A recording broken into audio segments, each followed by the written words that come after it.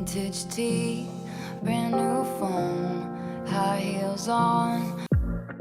Taylor Swift just surprise dropped new recordings of her album Folklore, and we're getting a closer look at her master's re-recording sessions. Hey guys, welcome back to another Shared News from Home. We're talking all things Taylor Swift and new music, but before we get into it, if you're new here, be sure to subscribe to our channel and ring the bell so you don't miss out on any future updates. As always, I'm your host, Gabby Gonta, and I'm joined by the amazing Fiona Zaring today. Hi, Fiona. Hello, hello. All right, so everyone has been loving Taylor Swift's latest album, Folklore. It even just received a Grammy nomination for Album of the Year and Best Pop Vocal Album, so clearly a hit this year. But she just released new recordings of the entire album. It's called Folklore, the Long Pond Studio Sessions, and has an even more acoustic vibe to it this time around. Taylor says the group of songwriters and artists who worked on the original recordings, they were never actually in the same room together. They recorded and put everything together thousands of miles apart. So this new album and these new recordings features everyone working together. So that's pretty cool. Disney Plus will actually also be streaming this version of the album starting today on Wednesday. So, Fiona, I want to know, have you listened to this new version of the album yet? You know, what are your comparison thoughts, or how much do you love Folklore just overall? So I haven't listened to the entire thing, but I have listened to a few, and I have to say, the word that comes to mind is just like vibey. Like she did such like a thing. She created such a world with Folklore, and this just like leans into those vibes even deeper. In typical Taylor fashion, I think that everything she does is special and exciting. Like if you're a fan of hers, you're ready to hear like a slightly different version of the same song. So I think it's been a really wonderful treat that she's given her fans. I think Folklore was created at a time where so many of us like were not expecting it, and it's been a bright spot of 2020. What were your thoughts? It has been. I think she's so great at surprises, and the Swifties are some of the strongest fan base out there. So I think, like you said, they're just going to jump on anything she releases, even if it's the same exact song, again, in a different style. Like, people are going to love it. Taylor also spilled a major secret about the album in the Disney Plus stream, confirming that one of the mystery writers on the album, named William Bowery, which people were really questioning everything about, that he is actually her boyfriend, Joe Alwyn. So we know Swiftie fans are crazy and into detail and will look anything up. They did the digging when the names of the writers were originally released, and they suspected that William was actually Joe, but she actually ended up confirming it.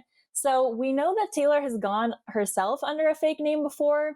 Why do you think that writers do this, specifically Taylor and her boyfriend at this point? You know, I think that they are just such a private couple, like through and through. And I feel like, I mean, even if you try to look up photos of them together, there's not like a lot of standard shots. Like they keep their life as much behind closed doors as they possibly can, which is totally understandable considering A, just her level of fame, B, the intense interest in her relationships. But I think that, you know, what makes Taylor really unique is obviously these were some, you know, quarantine, special, intimate, romantic moments where they did this creating together, and where some stars would have seen this as an opportunity to, you know, tease the album, promote the album, use it as a way to get people excited. She, I think, kept these moments special for her and him and decided to share when it was something that they had kind of lived out already. You know, they created it together. They watched people enjoy it together just as, you know, the work itself. And she shared when she was ready. And I think that that is, you know, classic Taylor. And I also think that, you know, her fans are really smart. So she loves a good, like, I'm going to put these little clues here. Someone may or may not pick up on it. And maybe one day I'll give them clarification. I think she just loves to have some fun with it as well. What do you think? I agree. I think she's the queen of Easter eggs. And like you said, they really try to be as private as possible because she's just a huge star, and, you know, everything gets out into the public pretty much no matter what anyways.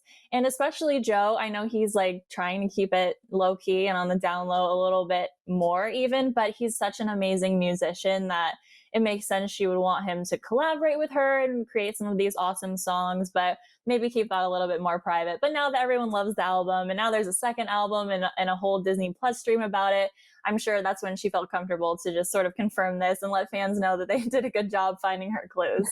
As we know, additionally, Taylor is also re-recording her first 6 studio albums because she doesn't technically own them anymore. She said that her favorite song to record again was the single Love Story from her 2008 album, Fearless. She said, so far of the ones I've recorded, I think it's been the most fun doing Love Story because the older music, my voice was so teenaged, and I sometimes, when I hear my older music and my older young teenage voice, it makes me feel like I'm a different singer now. She went on to say that it's been the most fun to re-record ones that I feel like I could actually possibly improve upon the song.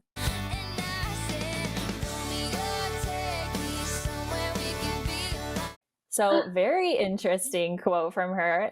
I think that is teasing a little bit that with these re-recordings, she's going to sound completely different from some of the songs that we've loved from so many years ago. It's going to be, like you mentioned, a totally different vibe. So Fiona, what is your favorite, old Taylor song that we're looking forward to hearing the re-recording of? Oh my goodness, that is such a tough question. I think, well, honestly, my favorite old Taylor Swift song is one of the I don't know, deeper tracks. It wasn't one of her big singles, but I loved Enchanted.